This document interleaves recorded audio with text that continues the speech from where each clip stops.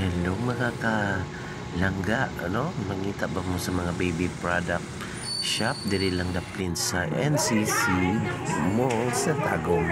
So mo ni ilang mga baligya, mga palangga. So diri uban-uban ko sa akong mga ka-workmate kay nananaw gyud sila og mga pangbata nga gamit, no, daghan kayong klaseng mga wipes dinhi, mga diaper, dapat ay mga small nga pangbata nga shoes, no, nakaset na siya. Then daghan kayong mga sando dinhi nga puti na pwede sa itong mga anak. Karon si Ma'am Geraldine nangita gyud siya og pangregalo siguro sa iyahang kinugos na po'y mga dulaan din mga stuffed toys.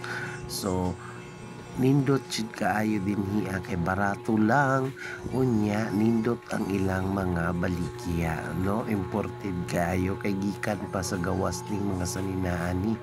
So mo ni atong mga pangbata nga nakita dito ang mga pajama na po'y palda nga grabe ka sidlak-sidlak, no, nagasidlak-sidlak yun ang palda. So bagay gid siya sa mga bata, tanawan ninyo. So diri mga langga na mga hinanger diri nga mga panglalaki, mga, no, pag barato na lang kaayo, no. So diri ito ra si Ma'am Ella, no. Si Ma'am Ella nangita po ni siya og sanina para sa iyang baby. So kani daghan kay mga blouse diri para sa inyong mga anak. So kani na nindot kayo gid nga mga kalangga. So kini siya makita lang ninyo mga kalangga, tapad lang diri sa NCC Mall diri sa Dakbayan sa Tagum. So napoy mga ingunahan ni mga palangga para sa mga formal nga attire sa mga bata.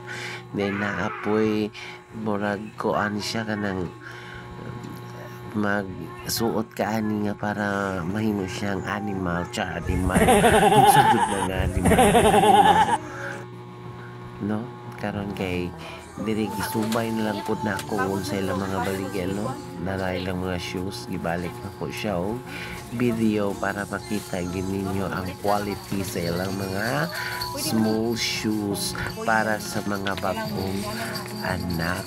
Then mga sando, no, nga puti mao kini. So unsa pa gihulat, bisita na dinhi sa baby product shop kilid sa NCC Mall